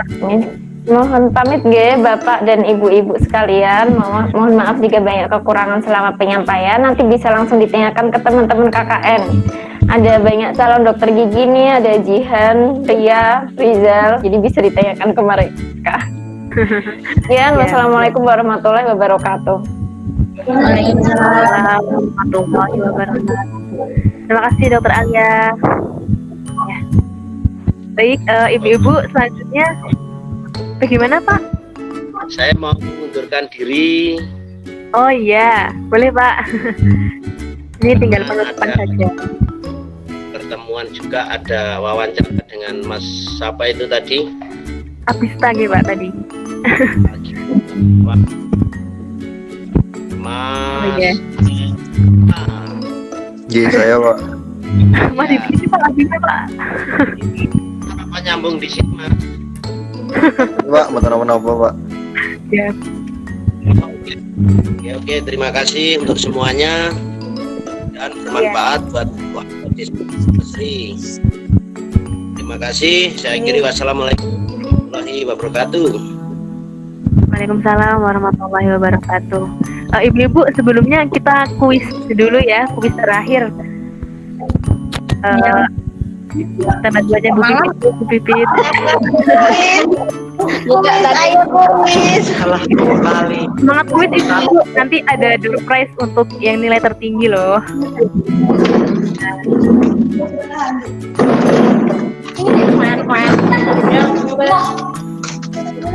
Sekarang pasti bisa menjawab soalnya ibu-ibu karena tadi sudah mendengarkan Dokter Alia.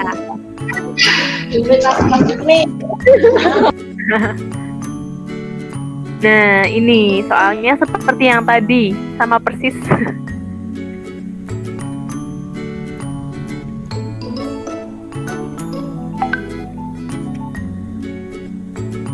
Ya, bisa dibaca sendiri atau perlu saya bacakan ibu-ibu? Dan pengetahuan kita sebelum kita memulai sekarang sudah dari materi nilainya naik gitu. Iya, nilainya harusnya 100 ya ibu-ibu. Iya. Gitu dari dulu kalau Ya, silakan bisa dikerjakan saja. mau cari mau. Mau itu tapi mau ngomong kok kita belum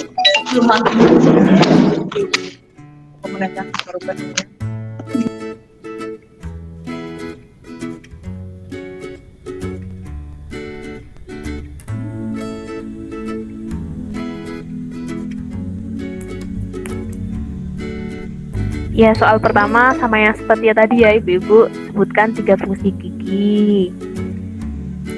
Wah, pasti sudah hafal semua nih. Sebutkan 2 waktu yang tepat untuk menyikat gigi. Kemudian apa penyebab gigi berlubang? Terus periksa gigi setidaknya berapa bulan sekali. Nah, tadi sudah dijelaskan ya dengan Dokter Alia. Terus apakah penyakit gigi dapat menyebabkan sakit jantung dan liver? Nah, tadi juga sudah terjawab. Kemudian gigi susu pada bayi mulai tumbuh kira-kira saat bayi berumur berapa? Ini juga tadi sudah dijelaskan. Yuk, pasti bisa ya ibu-ibu.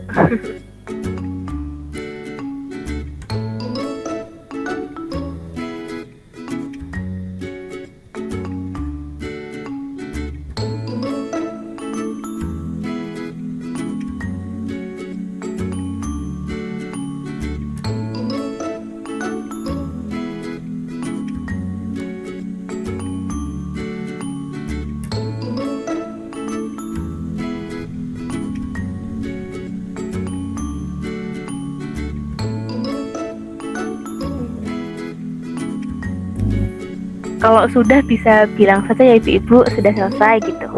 Jadi kami tunggu dulu, monggo dikerjakan.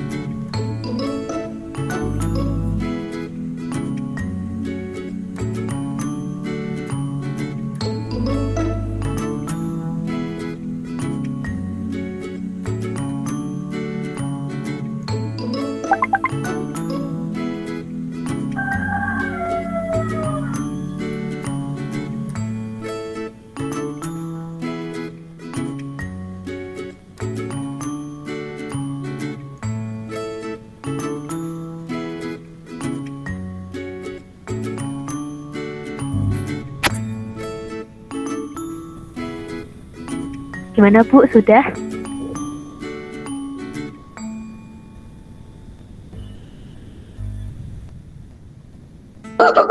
Belum, Mbak. Oh belum, oh, iya. Ya monggo monggo.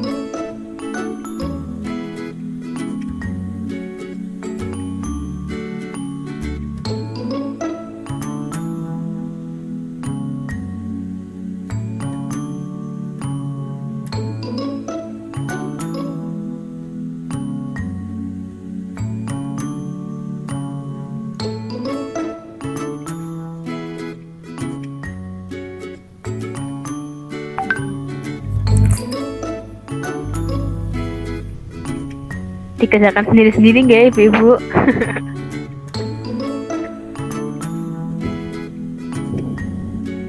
Semangat gotong royongnya tinggi nih. Jadi suka kerja sama.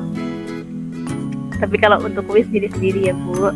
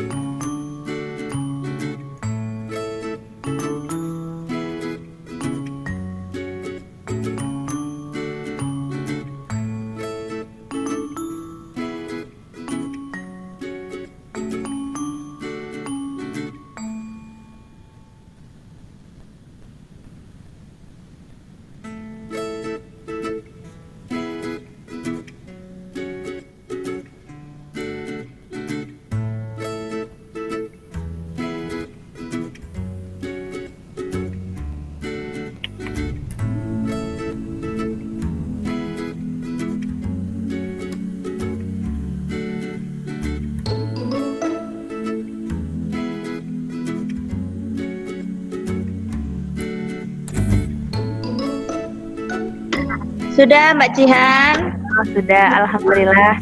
Ya terima kasih Bu Pipit. Ya, sama-sama. Oh, ya. Nanti insya Allah untuk pemenang kuisnya diumumkan di grup ya Ibu-Ibu, karena belum dikoreksi sama teman-teman saya. Nanti diumumkan Oke. dulu, nanti dapat door prize. Nah terus tadi yang sudah menjawab kuis juga tadi juga akan mendapatkan door prize juga. Terima kasih sudah aktif Ibu-Ibu. Nah kemudian ini terakhir sekali ada tambahan dari teman saya, dari Ria. Jadi, insya Allah akan ada penyuluhan untuk adik-adik di SD, dan harapannya ibu-ibu bisa membantu di sana gitu. Ini nanti sangat mudah sekali karena bentuknya game seperti itu. Silakan Ria.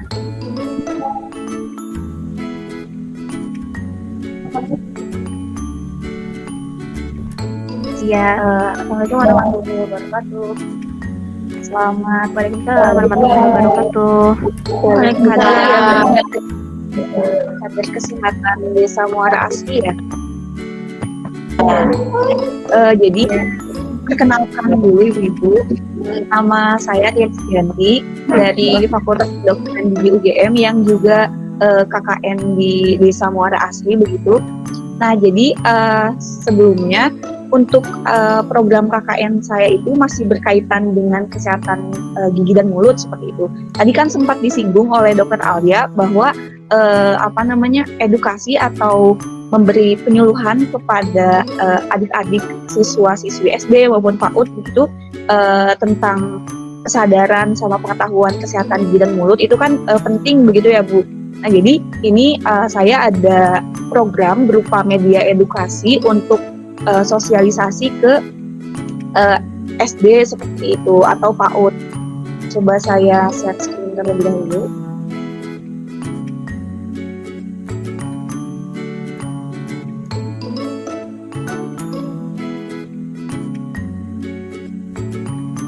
Sudah terlihat ya?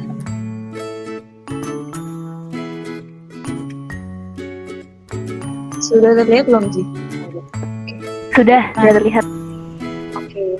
Nah, untuk konsepnya, jadi nanti kan mungkin kalau kemarin saya dapat kabar dari Bu Bidan katanya udah cukup rutin setahun sekali untuk pemeriksaan gigi, kemudian juga edukasi kesehatan gigi di SD-SD seperti itu.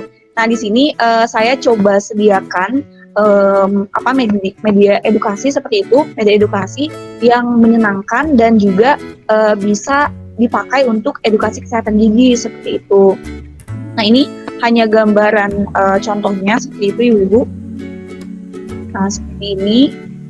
Jadi nanti konsep bermainnya itu sama seperti ular tangga. Nanti ada aturan permainannya nanti juga akan segera dikirim begitu. Jadi untuk medianya mungkin di akhir Juli atau di awal Agustus seperti itu untuk medianya akan segera dikirim ke Mesuji. Nanti mungkin setelah ada medianya, ibu-ibu dari kader kesehatan Desa Muara Asri bisa langsung dipakai untuk misalkan pada saat posyandu seperti itu atau mungkin kegiatan edukasi ke sekolah dasar seperti itu. Nah, ini untuk menunjang edukasi kesehatan gigi kepada anak-anak seperti itu. Ini untuk contoh dari gambarnya. Jadi nanti anak-anak bisa langsung bermain seperti ini Bu-ibu. Jadi bisa bermain seperti ular tangga yang kotak-kotak ini isinya adalah edukasi kesehatan gigi seperti itu. Misalkan seperti ketika makan makanan yang sehat, sayur dan buah, terus nanti jadi anak tersebut akan naik tangga ke kotak yang selanjutnya seperti itu. Jadi bermain tapi juga bisa sambil belajar seperti itu. Nah, ini contoh untuk permainannya bisa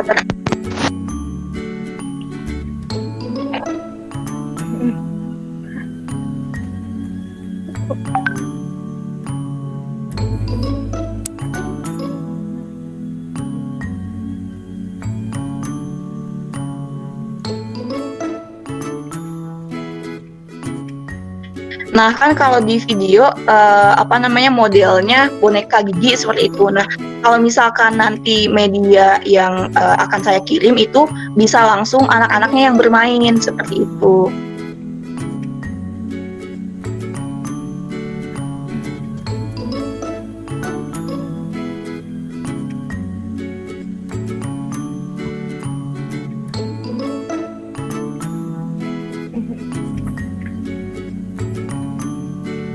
Iya, jadi gambarannya seperti itu nggih ibu-ibu.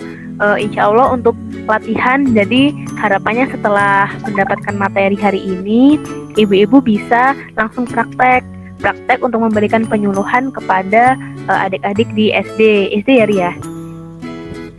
Nah, untuk medianya akan dikirim oleh Ria, oleh kami ke Mesuji, tapi akan sampai kira-kira awal Agustus seperti itu.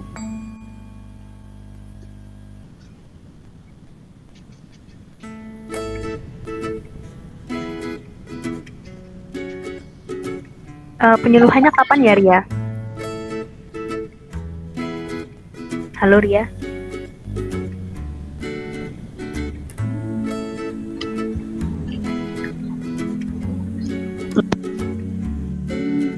Itu tadi ada suaranya gak sih yang pas itu? Nggak ada Ri, nggak ada suaranya tadi. Oh iya.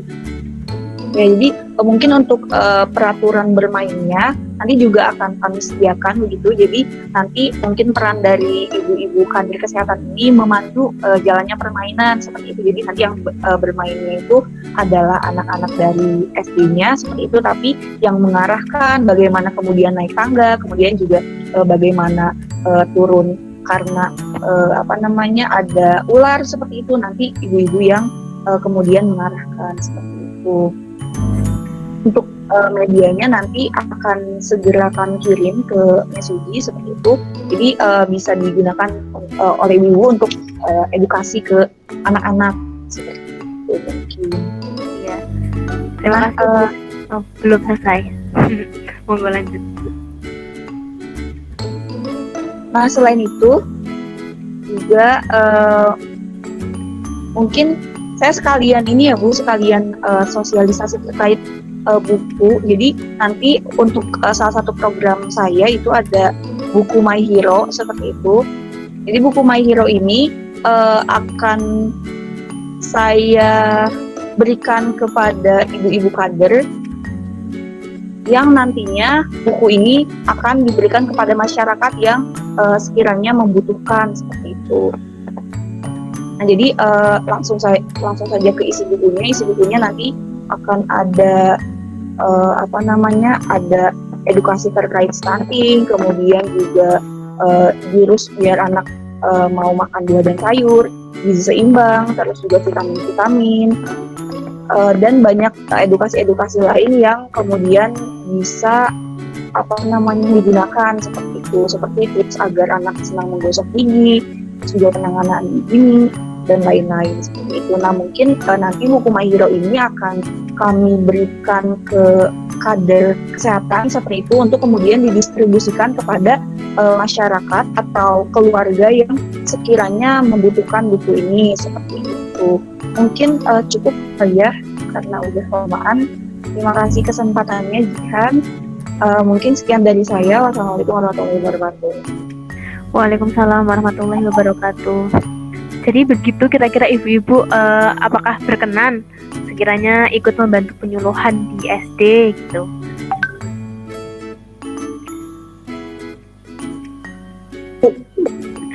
Sekolahnya nggak mampu. Gimana? Ibu-ibu bagaimana? Apakah berkenan untuk membantu penyuluhan di SD? Kan ini nanti kita mau sedikit merepotkan ibu-ibu, ya istilahnya untuk latihan begitu, latihan memberikan penyuluhan juga. Gini Mbak Jian, di sini sekolah SD-nya itu belum bisa masuk seperti biasa, jadi masih di rumah. Belajar online. Kemarin Ria, bagaimana Ria yang koordinasi dengan Pak SD, Pak Adi, Pak Kepala Sekolah? Ya, untuk koordinasi dengan sekolah SD-nya kebetulan memang katanya belum masuk secara normal seperti itu. Nah, mungkin nanti untuk untuk koordinasi selanjutnya mungkin saya akan mengkoordinasikan terlebih dahulu ke kepala sekolahnya. Jadi kalau misalkan butuh bantuan ibu-ibu, mungkin saya langsung menghubungi salah satu kader atau langsung kepada ibu bidannya seperti itu ya Bu. Ya. Oke, berarti teknisnya akan dibahas lebih lanjut ibu-ibu gitu. Nanti kita saling berkomunikasi lagi setelah ini. Jadi kira-kira begitu. Nanti juga insya Allah dari kami akan mengirimkan buku panduan menjaga kesehatan gigi dan mulut. Buku yang tadi sudah dipresentasikan oleh Dr. Alia itu juga akan dikirim, sehingga harapannya bisa menjadi referensi atau ibu-ibu untuk bisa memberikan penyuluhan atau nantinya untuk belajar lagi seperti itu. Nanti juga akan ada buku My Hero tentang buku kesehatan, itu juga harapannya bisa bermanfaat untuk ibu-ibu semua. Baik, terima kasih ibu-ibu Terima kasih teman-teman. Saya kembalikan kepada MC.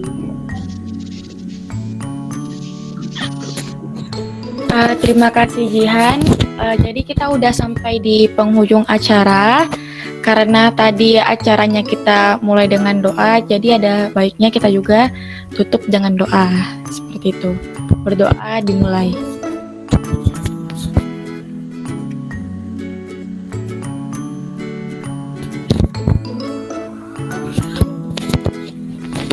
Tak ada kata cukup untuk berdoa. Saya dan teman-teman mengucapkan terima kasih kepada ibu-ibu yang telah hadir. Semoga ilmu yang kita dapatkan hari ini dapat bermanfaat untuk semuanya. Sekian, wassalamualaikum warahmatullahi wabarakatuh. Waalaikumsalam warahmatullahi wabarakatuh. Terima kasih Bu Ibu, terima kasih Bu Pipit, terima kasih Bu Bidan. Sama-sama Bu. Ya, selamat melanjutkan aktivitas Ibu-ibu. Semoga sehat selalu. Amin.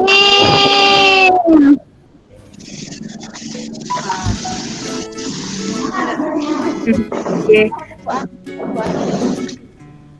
Ya sudah, kalau begitu lanjut di grup ya Bu nanti untuk komunikasi selanjutnya. Ya, terima kasih. Pena. Apa sih ini pena mau? Gigi. Pena. Atau nuwun Bu Pipit. Terima kasih Bu. Maaf jadi merepotkan Ibu di sana repot.